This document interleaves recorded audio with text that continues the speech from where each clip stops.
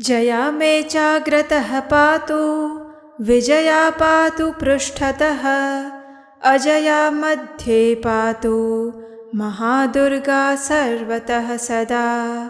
अश्विन मास के शुक्ल पक्ष में आती है शारदीय महानवरात्रि और आज उसी नवरात्रि का 5वां दिन है, यानी अश्विन मास के शुक्ल पक्ष की पंचमी तिथि।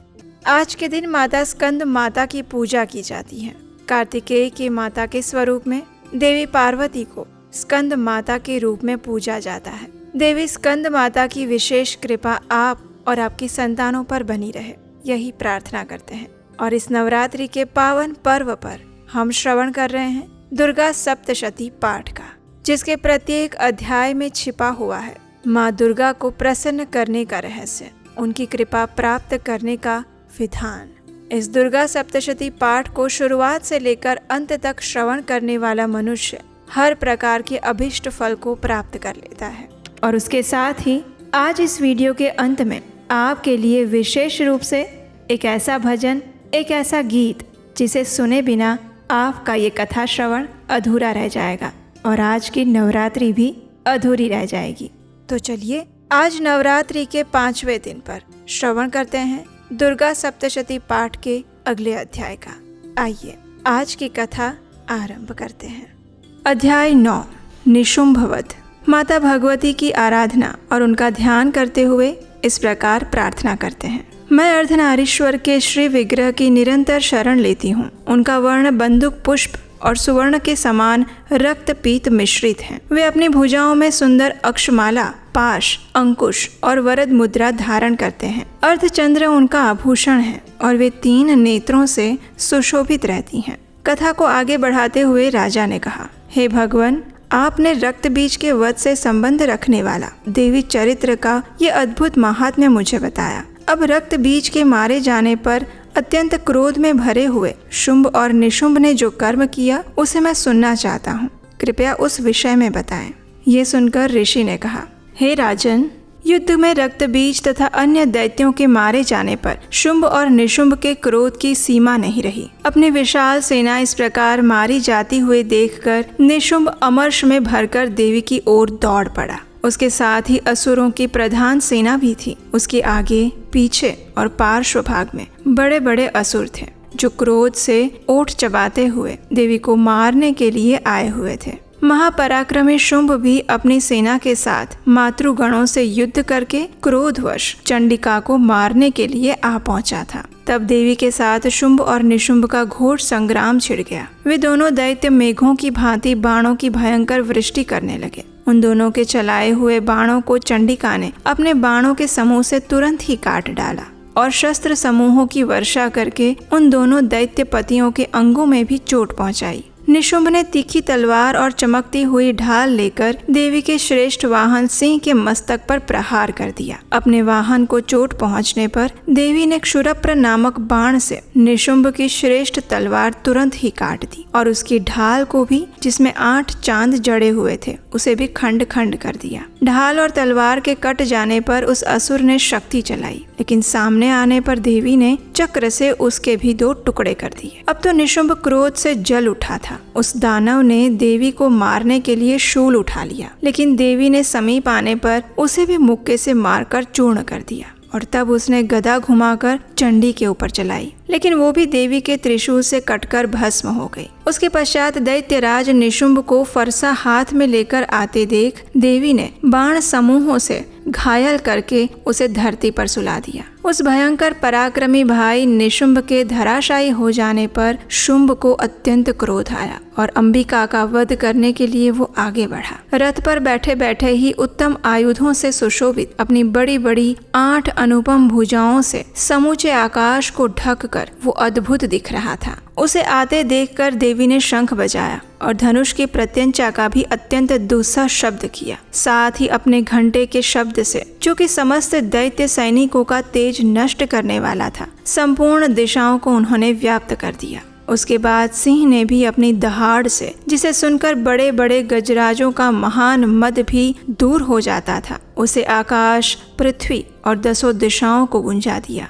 फिर काली ने आकाश में उछलकर अपने दोनों हाथों से पृथ्वी पर आघात किया। उससे ऐसा भयंकर शब्द हुआ जिससे पहले के सभी शब्द शांत हो गए। तत्पश्चात शिवदूती ने दैत्यों के लिए अमंगलजनक अट्टहास किया। इन सभी शब्दों को सुनकर समस्त असुर थर्रा उठे, लेकिन शुंभ को बहुत क्रोध आया हुआ था। उस समय देवी ने जब शुंभ को लक्ष्य करके कहा, अरे ओ दुरात्मा, खड़ा रह, अभी रुक जा। तभी आकाश में खड़े हुए देवता भी बोल उठे, जय हो, जय हो। शुंभ ने वहां आकर ज्वालाओं से युक्त अत्यंत भयानक शक्ति चलाई। अग्निमय पर्वत के समान आती हुई उस शक्ति को देवी ने बड़े भारी लुके से दूर हटा दिया और उस समय शुंभ के सिंहनाद से तीनों लोक गूंज उठे। हे राजन, उसकी प्रतिध्वनि से वज्रपात के समान भयानक शब्द हुआ जिसने अन्य सभी शब्दों को जीत लिया। शुंभ के चलाए हुए बाणों के देवी ने और देवी के चलाए हुए बाणों के शुंभ ने अपने भयंकर बाणों द्वारा सैकड़ों और हजारों टुकड़े कर दिए। तब क्रोध में भरी हुई चंडिका ने शुंभ को शूल से मार दिया। उसके आघात से मूर्छित होकर वह पृथ्वी पर गिर पड़ा और इतने में ही निशुंभ को फिर से चेतना आ गई। उसने धनुष हाथ में लेकर बाणों द्वारा देवी, काली और सिंह को घायल कर दिया। फिर उस दैत्यराज ने 10,000 बाहें बनाकर चक्रों के प्रहार से चंडिका को आच्छादित कर दिया और तब दुर्गम पीड़ा का नाश करने वाली भगवती दुर्गा ने कुपित होकर अपने बाणों से उन चक्रों और बाणों को काट गिराया। ये देखकर निशुंभ दैत्य सेना के साथ चंडिका का वध करने के लिए हाथ में गदा लेकर बड़े वेग से दौड़ पड़ा। उसके आते ही चंडी ने तीखी धार वाली तलवार से उसकी गदा को शीघ्र ही काट डाला। तब उसने शूल हाथ में लिया। देवताओं को पीड़ा देने वाले निशुंभ को शूल हाथ में लिए आते देख चंडिका ने वेग से चलाए हुए अपने शूल से उसकी छाती को छेद डाली। शूल से विदीर्ण हो जाने पर उसकी छाती से एक दूसरा महाबली और महापराक्रमी पुरुष निकल आया। उस निकलते हुए पुरुष की बात सुनकर देवी ठठाकर हंस पड़ी और खड्ग से उन्होंने उसका मस्तक भी काट डाला। फिर तो वो पृथ्वी पर गिर पड़ा। तदअनंतर सिंह अपनी दाढ़ों से असुरों की गर्दन कुचलकर खाने लगा। ये बड़ा भयंकर दृश्य था। उधर काली और शिवदूती ने भी अन्य दैत्यों का भक्षण आरंभ कर दिया था। कौमारी की शक्ति से विदीर्ण होकर कितने ही महादैत्य नष्ट हो गए। ब्रह्माणी के मंत्रपूत जल से निस्तेज होकर कितने ही भागने लगे। कितने ही दैत्य माहेश्वरी के त्रिशूल से छिन्न भिन्न होकर धराशायी हो गए। वाराही के थुथुन के आघात से कितने ही पृथ्वी पर गिर पड़े। वैष्णवी ने भी अपने चक्र से दानवों के टुकड़े टुकड़े कर दिए। इंद्री के हाथ से छूटे हुए वज्र से भी कितने ही प्राणों से हाथ धो बैठे। कुछ असुर नष्ट हो गए, कुछ उस महायुद्ध से भाग गए और कितने ही काली, शिवदूती और सिंह के ग्रास बन गए। इस प्रकार श्री मार्कंडेय पुराण में सावर्णिक मनवंतर की कथा के अंतर्गत देवी महात्म्य में निशुंभ वध नामक 9वां अध्याय पूर्ण हुआ। आइए अब हम दुर्गा सप्तशती के 10वें अध्याय का श्रवण करते हैं। 10वां अध्याय शुंभ वध। कथा आरंभ करने से पहले देवी भगवती दुर्गा का ध्यान करेंगे।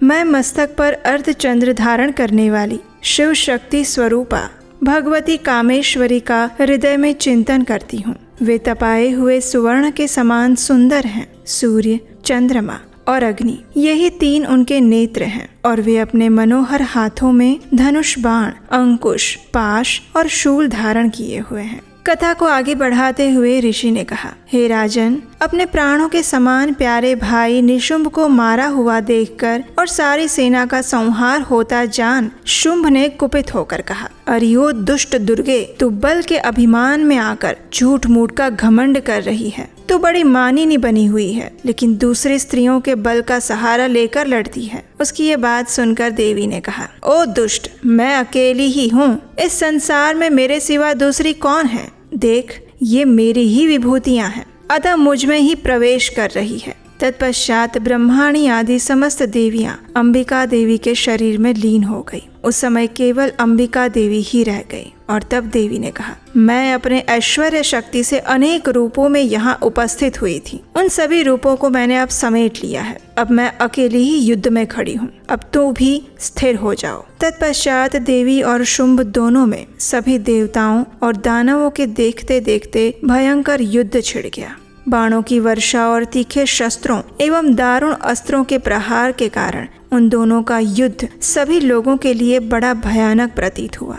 उस समय अंबिका देवी ने जो सैकड़ों दिव्य अस्त्र छोड़े, उन्हें दैत्यराज शुंभ ने उनके निवारक अस्त्रों द्वारा काट डाले। इसी प्रकार शुंभ ने भी जो दिव्य अस्त्र चलाए, उन्हें परमेश्वरी ने भयंकर हुंकार करते हुए खिलवाड़ में ही नष्ट कर दिए। तब उस असुर ने सैकड़ों बाणों से देवी को आच्छादित कर दिया। ये देखकर क्रोध में भरी हुई उन देवी ने भी बाण मारकर उसका धनुष काट डाला। धनुष कट जाने पर फिर दैत्यराज ने शक्ति हाथ में ली, लेकिन देवी ने चक्र से उसके हाथ की शक्ति को भी काट गिराया। तत्पश्चात दैत्यों के स्वामी शुंभ ने 100 चांद वाली चमकती हुई ढाल और तलवार हाथ में लेकर उस समय देवी पर धावा बोल दिया। उसके आते ही चंडिका ने अपने धनुष से छोड़े हुए तीखे बाणों द्वारा उसकी सूर्य किरणों के समान उज्जवल ढाल और तलवार को तुरंत काट गिराया। फिर उस दैत्य के घोड़े और सारथी मारे गए। धनुष तो पहले ही कट चुका था। अब उसने अंबिका को मारने के लिए प्रयास करने हेतु भयंकर मुदगर हाथ में लिया।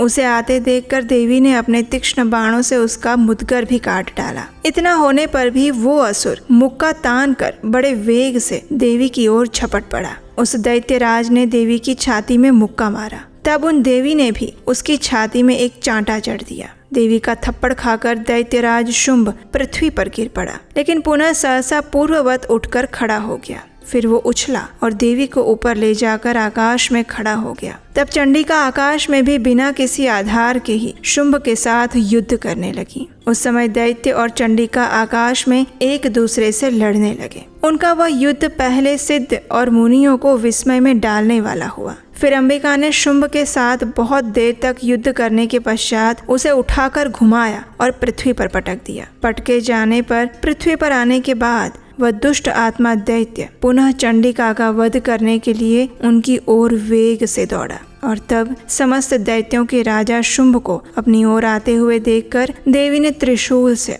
उसकी छाती को चीर कर उसे पृथ्वी पर पुनः गिरा दिया। देवी के शूल की धार से घायल होने पर उसके प्राण उड़ गए और वो समुद्रों, द्वीपों और पर्वतों सहित संपूर्ण पृथ्वी को कंपाता हुआ भूमि पर गिर पड़ा। उस दुरात्मा के मारे जाने पर संपूर्ण जगत प्रसन्न और पूर्ण स्वस्थ हो गया। आकाश स्वच्छ दिखाई देने लगा। पहले जो उत्पात सूचक मेघ और उल्कापात होते थे, वे सभी शांत हो गए और उस दैत्य के मारे जाने पर नदियां भी ठीक मार्ग से बहने लगी। उस समय शुंभ की मृत्यु के बाद संपूर्ण देवताओं का हृदय हर्ष से भर गया और गंधर्वगण मधुर गीत गाने लगे। दूसरे गंधर्व बाजे बजाने लगे और अप्सराएं नृत्य करने लगी। पवित्र वायु बहने लगी। सूर्य की प्रभा उत्तम हो गई। अग्निशाला की बुझी हुई आग अपने आप प्रज्वलित हो उठी और संपूर्ण दिशाओं के भयंकर ध्वनि शांत हो गए। और इस प्रकार श्री मार्कंडेय पुराण में सावर्णिक मनवंतर की कथा के अंतर्गत देवी महात्म्य में शुंभ वध नामक 10वां अध्याय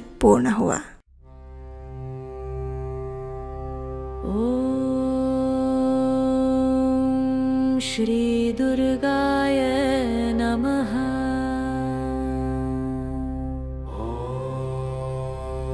शतनाम प्रवक्ष्यामि शृणुष्व कमलानने। यस्य प्रसादमात्रेण दुर्गा प्रीता भवेत् सती।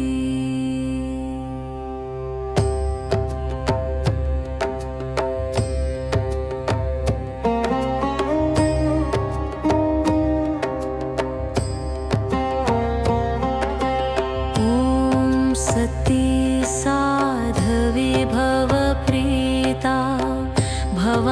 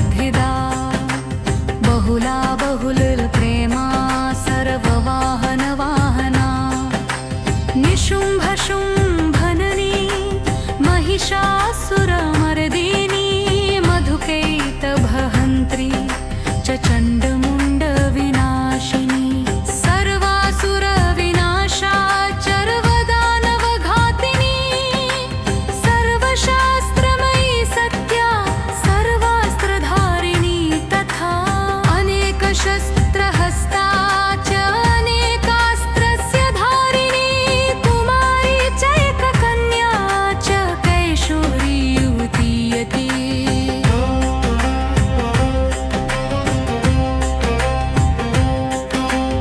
अप्रोढा चैर्प्रौढा च वृद्धमाता बलप्रदा महोदरी मुक्तकेशी घोररूपा महाबला अग्निज्वाला रौद्रमुखी कालरात्रिस्तपस्विनी नारायणी भद्रकाली विष्णुमाया जलोदरी शिवदूती कराली च अनन्ता परमेश्वरी कात्यायनी च सावित्री प्रत्यक्षा ब्रह्मवादिनी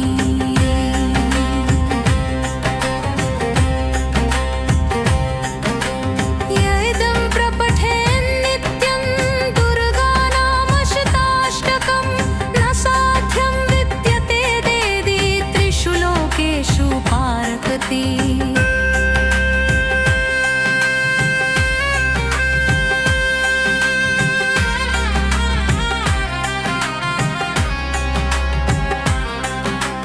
धनं धान्यं सुतं जायं हयं हस्तिनमेव च चतुर्वर्गं तथा चान्ते लभेन्मुक्तिं च शाश्वतीं कुमारीं पूजयित्वा तु ध्यात्वा देवी सुरेश्वरीं पूजयत् परया भक्त्या पठेन्नाम शताष्टकम् तस्य सिद्धिर्भवेद्देदि सर्वैरसुरवरैरपि राजानो दासतां यान्ति राजश्रियमवाप्नुयात्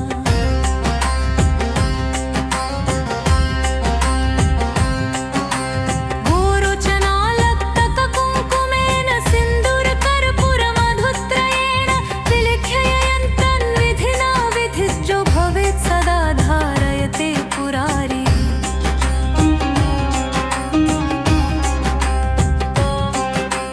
भौमावास्यानि शामग्रे चन्द्रे शतभिषाङ्गते विलिख्य प्रपठेत् स्तोत्रं स भवेत् सम्पदां पदम्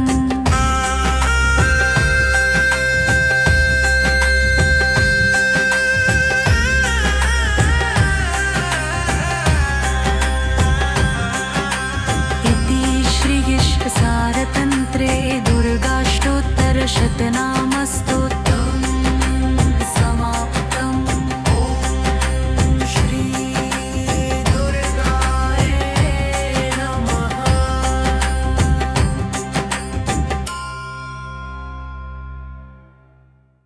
हमें आशा है कि ये कथा आपको अच्छी लगी होगी। अगर ऐसा है तो इस कथा को लाइक कीजिए, शेयर कीजिए और अगर अभी तक नहीं किया है तो चैनल को सब्सक्राइब कर लीजिए, नोटिफिकेशन ऑन रखिए। आप हमारे व्हाट्सएप कम्युनिटी ग्रुप के साथ भी जुड़ सकते हैं जहां ऐसे ही सुंदर प्रमाणभूत वैदिक जानकारियां आपको मिलती रहेगी। उसका लिंक नीचे डिस्क्रिप्शन बॉक्स में दिया गया है और हम आपसे मिलेंगे इसी दुर्गा सप्तशती पाठ के अगले अध्याय की कथा के साथ बहुत जल्द।